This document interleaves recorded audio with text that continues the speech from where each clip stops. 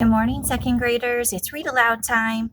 Arthur's Christmas is our book for today. Again, just like all the others, it is an AR book.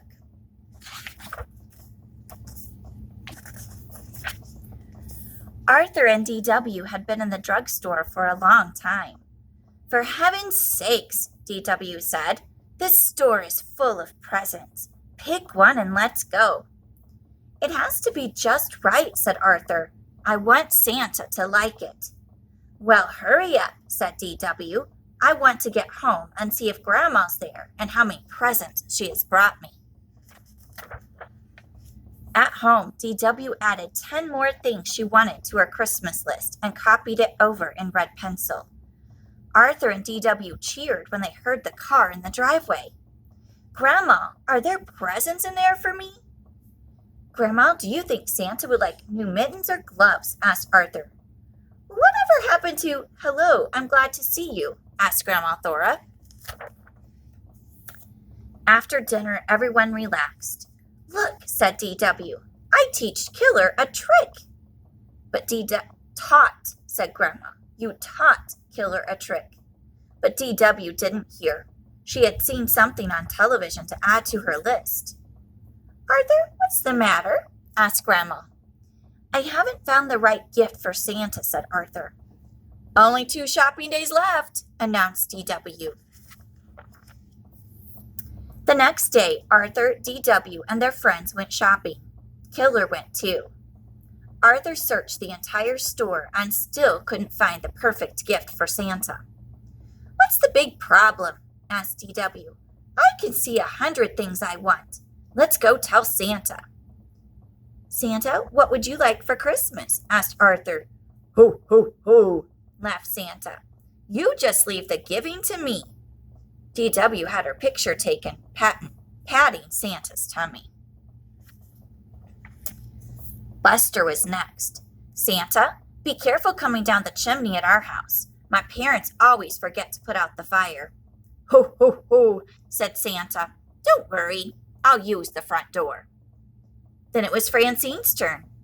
"Have you been a good little girl?" asked Santa. "Oh, yes," smiled Francine. "I'm always good." "Always?" asked Santa. Afterward, Buster treated them all to ice cream. Arthur could hardly finish his root beer float.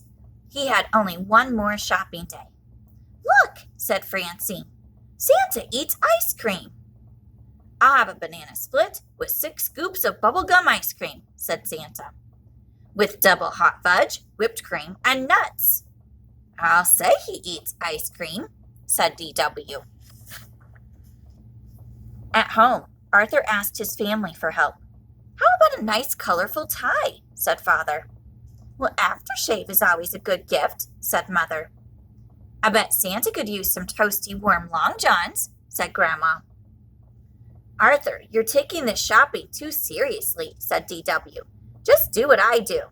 Get everyone the same thing."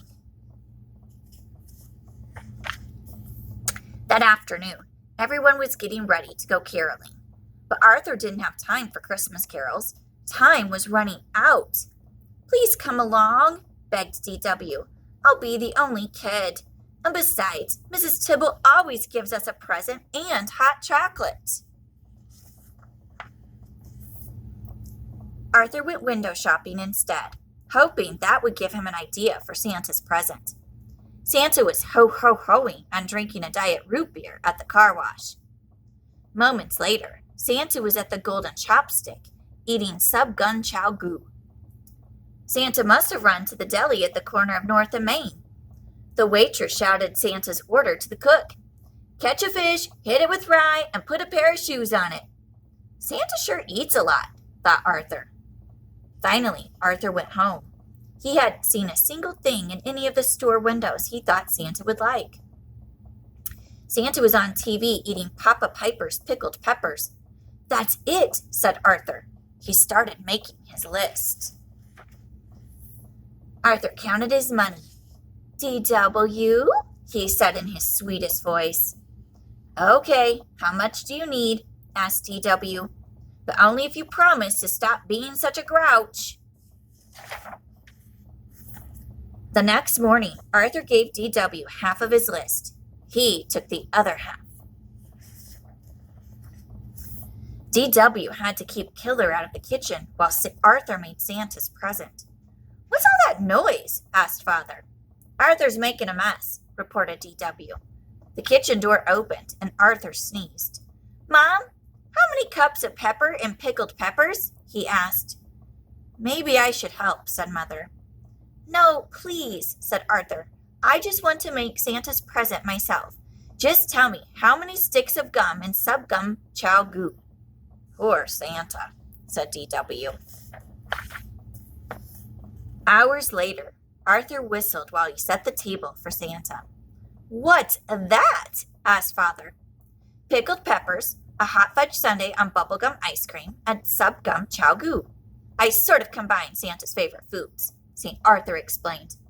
"Well, what's the big lumpy thing that's moving?" asked Grandma. "A pizza to go," said Arthur, "with everything on it." "Well, if you want Santa to come, you'd better go to bed," said Mother. "If we want Santa to come," thought D.W., "we'd better do something about that food." D.W. couldn't fall asleep. "I have to do something," she thought. "Poor Arthur works so hard, but if Santa gets one whiff of Arthur's present, he'll never set foot in the dining room, much less eat any of it." Careful to miss the squeaky step, D.W. tiptoed down the stairs in the dark. The next morning, Arthur was the first one up. "Santa ate it all," he cried, "and he left a note. Dear Arthur, you were so nice to take the time to find out my favorite foods and make them. Thank you. You also taught me about the Christmas spirit. Love, Santa. P.S. Aren't you lucky to have such a nice little sister?" Wonder who wrote that note. All right, I hope you enjoyed Arthur's Christmas. Remember, it is an AR book. You can take an AR test on it. Bye, guys.